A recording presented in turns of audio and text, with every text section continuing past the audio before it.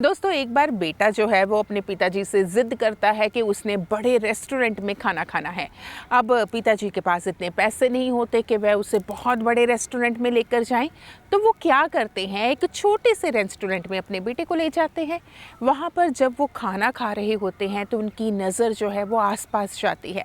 Restaurant की हालत बहुत ख़राब होती है, दीवारें गंदी होती हैं, उनमें से पेंट जो है वो उतर चुका होता है। इसी तरह से जो टेबल होते हैं वो भी सही हालत में नहीं होते, कुछ टूटे भी होते हैं और खाना जो है वो भी स्वादिष्ट नहीं होता है। तो बेटा है वो अपने पिताजी से पूछता है कि हम तो बहुत गरीब हैं, हमारे पास इतना कुछ नहीं है, जो भी हमारे पास है हम उसे खूबसूरती से रखते हैं, बहुत मेहनत करते हैं, लेकिन इस रेस्टोरेंट के मालिक के पास तो सब कुछ है, ज़मीन है, उसके ऊपर ये इतना अच्छा रेस्टोरेंट है, रेस्टोरेंट में फर्नीचर है, फिर ये जो मालिक है वो इस रेस्टोरेंट की परवाह क्यों नहीं करता, इसकी देख रेख क्यों नहीं करता और इस पर ध्यान क्यों नहीं देता, इसे अच्छा क्यों नहीं बना कर रखता।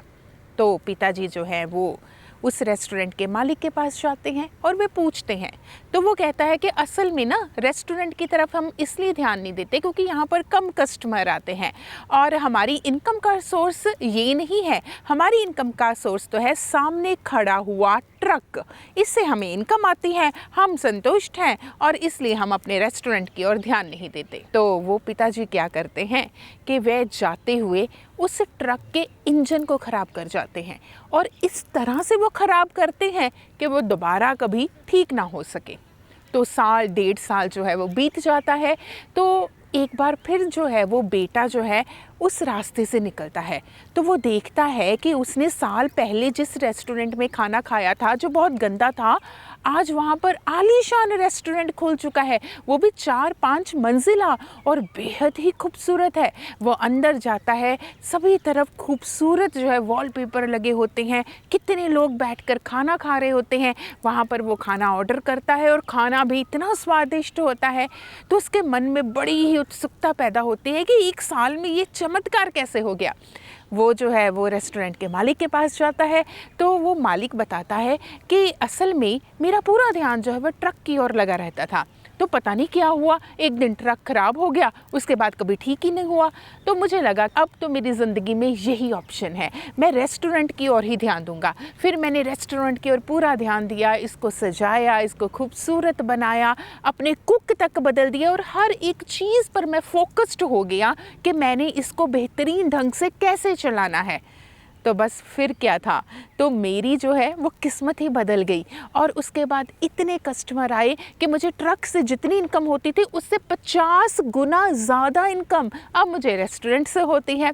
तो वो कहने लगे कि असल में मुझे अब लगता है कि मेरे में यही हुनर था बिज़नेस करने का, मुझ में यही हुनर था होटल को चलाने का। तो इस तरह से मैंने कभी अपने हुनर की ओर ध्यान ही नहीं दिया था और इस तरह से मैंने कभी भी रेस्टोरेंट को कभी भी पहल नहीं दी। लेकिन अब जो है यही रेस्टोरेंट मेरी इनकम का सोर्स भी है और मेरे हुनर को तराश भी रहा है। तो इस कहानी से हमें यही शिक्षा मिलती है कि हर एक इंसान की ज़िंदगी में हुनर होता है, लेकिन कई बार क्या होता है कि हम जो ट्रक की ओर ज़्यादा ध्यान देते हैं, यानी कि किसी और चीज़ों में हम ज़्यादा ही व्यस्त हो जाते हैं और लेकिन हमारा जिस तरफ फोकस होना चाहिए हम उससे कहीं दूर हो जाते हैं। तो दोस्तों, अगर आपकी ज़िंदगी में भी कोई ऐसा ट्रक है जो आपको आपके हुनर को तलाश करने